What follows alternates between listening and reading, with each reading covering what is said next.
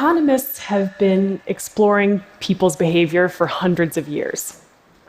How we make decisions, how we act individually and in groups, how we exchange value. They've studied the institutions that facilitate our trade, like legal systems, corporations, marketplaces. But there is a new technological institution that will fundamentally change how we exchange value, and it's called the blockchain. Now, that's a pretty bold statement, but if you take nothing else away from this talk, I actually want you to remember that while blockchain technology is relatively new, it's also a continuation of a very human story. And the story is this. As humans, we find ways to lower uncertainty about one another so that we can exchange value. Now, one of the first people to really explore the idea of institutions as a tool in economics to lower our uncertainties about one another and be able to do trade was the Nobel economist Douglas North. He passed away at the end of 2015, but North pioneered what's called new institutional economics.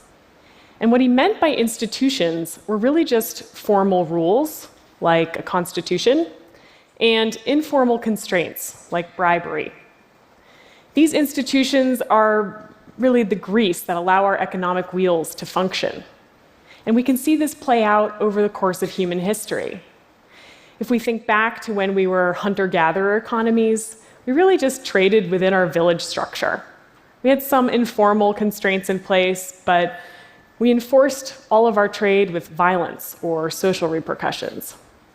As our societies grew more complex and our trade routes grew more distant, we built up more formal institutions. Institutions like banks for currency, governments, corporations. These institutions helped us manage our trade as the uncertainty and the complexity grew, and our personal control was much lower. Eventually, with the internet, we put these same institutions online. We built platform marketplaces like Amazon, eBay, Alibaba. Just faster institutions that act as middlemen to facilitate human economic activity. As Douglas North saw it, institutions are a tool to lower uncertainty so that we can connect and exchange all kinds of value in society.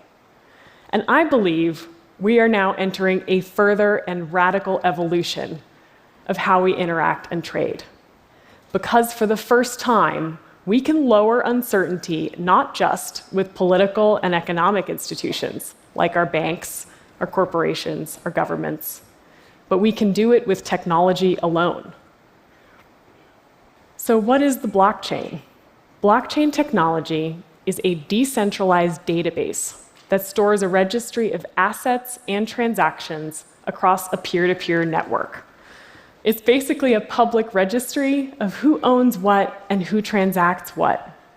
The transactions are secured through cryptography, and over time, that transaction history gets locked in blocks of data that are then cryptographically linked together and secured.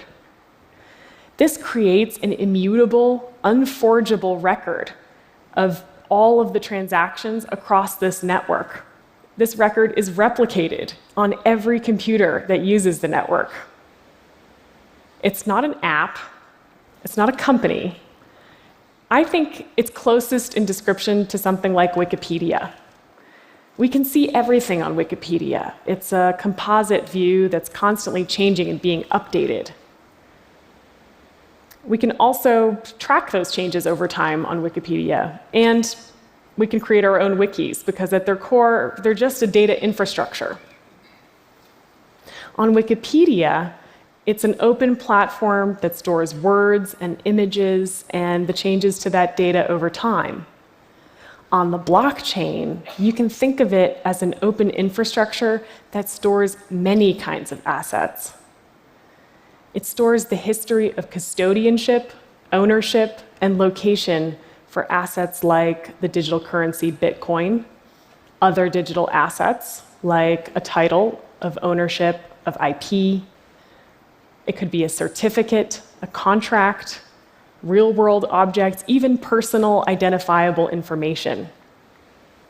There are, of course, other technical details to the blockchain, but at its core, that's how it works. It's this public registry that stores transactions in a network and is replicated so that it's very secure and hard to tamper with.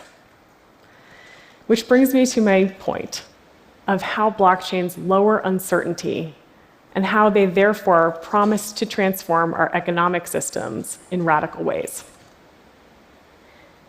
So uncertainty is kind of a big term in economics, but I want to go through 3 forms of it that we face in almost all of our everyday transactions, where blockchains can play a role. We face uncertainties like not knowing who we're dealing with, not having visibility into a transaction, and not having recourse if things go wrong.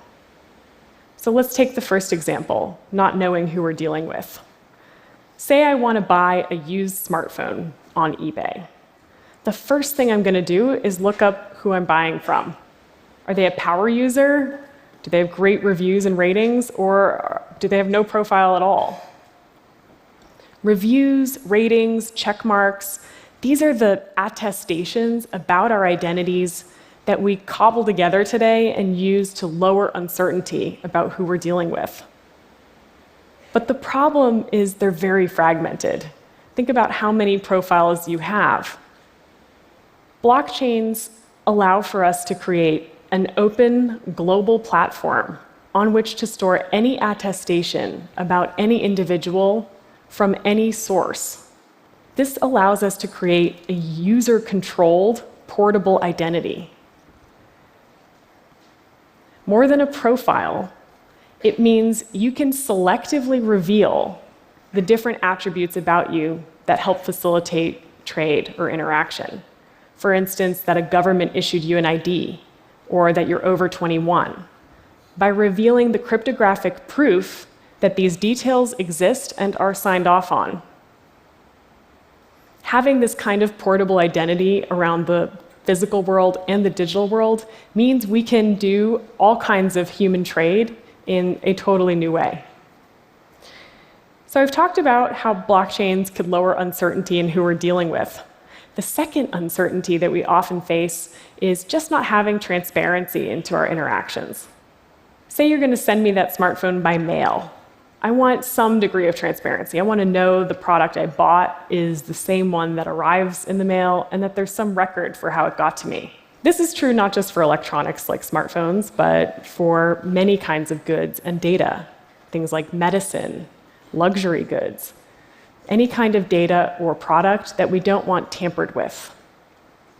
The problem in many companies, especially those that produce something complicated like a smartphone, is they're managing all of these different vendors across a horizontal supply chain. All of these people that go into making a product, they don't have the same database. They don't use the same infrastructure. And so it becomes really hard to see transparently a product evolve over time. Using the blockchain, we can create a shared reality across non-trusting entities. By this, I mean all of these nodes in the network do not need to know each other or trust each other because they each have the ability to monitor and validate the chain for themselves. Think back to Wikipedia. It's a shared database. And even though it has multiple readers and multiple writers at the same time, it has one single truth. So we can create that using blockchains. We can create a decentralized database that has the same efficiency of a monopoly without actually creating that central authority. So all of these vendors, all sorts of companies, can interact using the same database without trusting one another.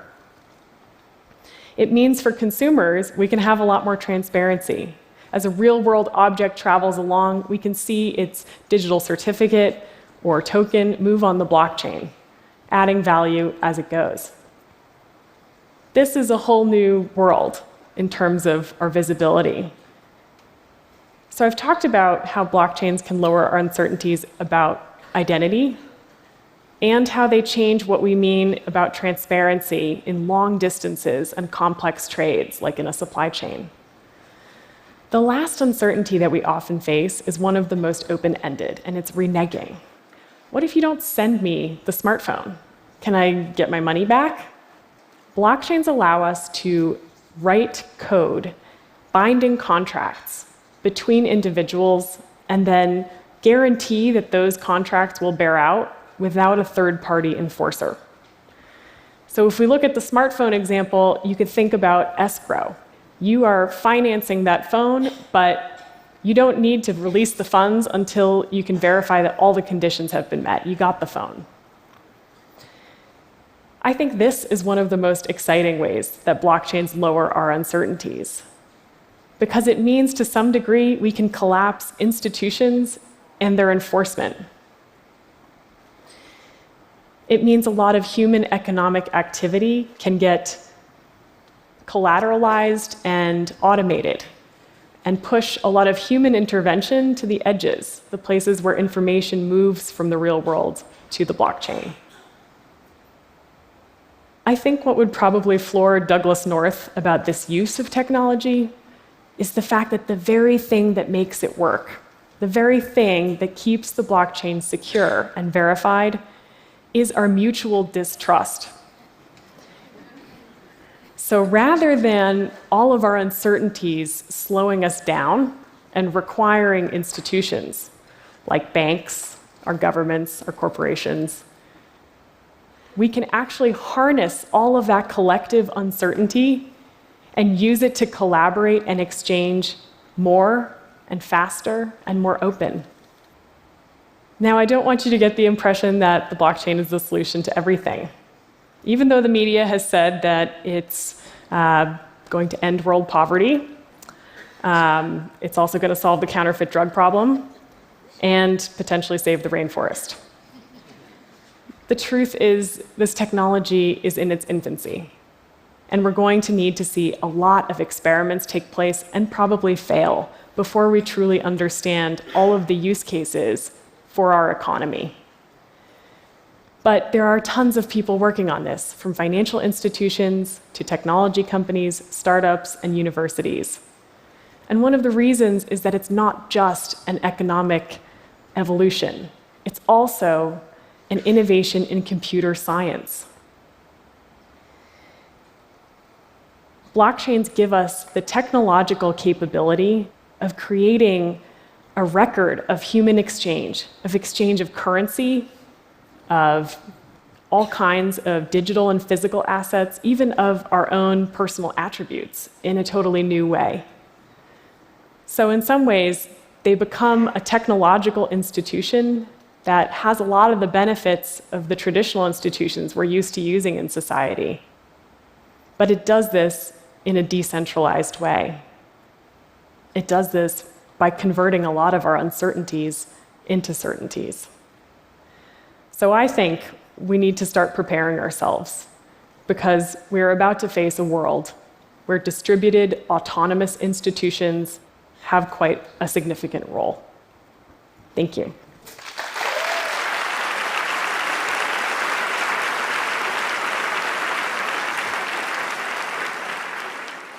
Thank you, Bettina. I think we understood that it's coming, it offers a lot of potential, and it's complex. What is your estimate for the rate of adoption?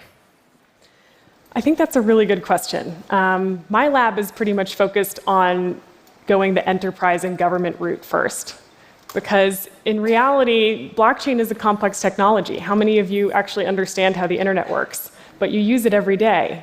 So I think we're sort of facing the same John Scully idea of technology should either be invisible or beautiful. And blockchain is kind of neither of those things right now.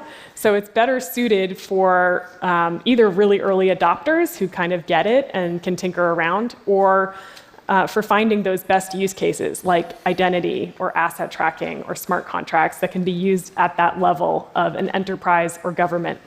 Thank you. Thanks for coming to TED. Thanks.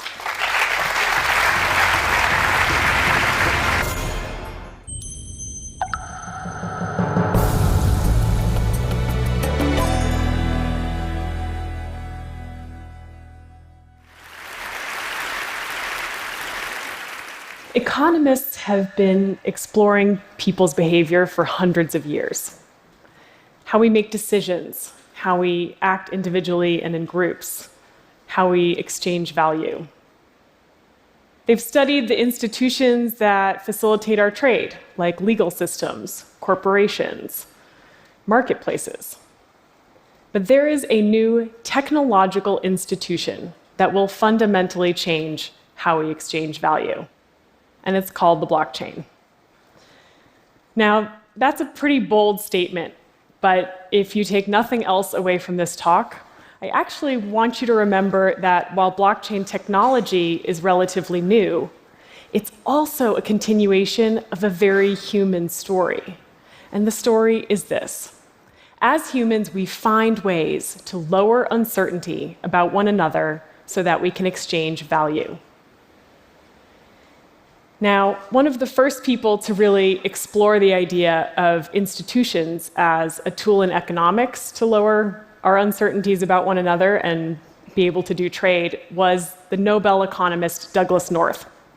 He passed away at the end of 2015.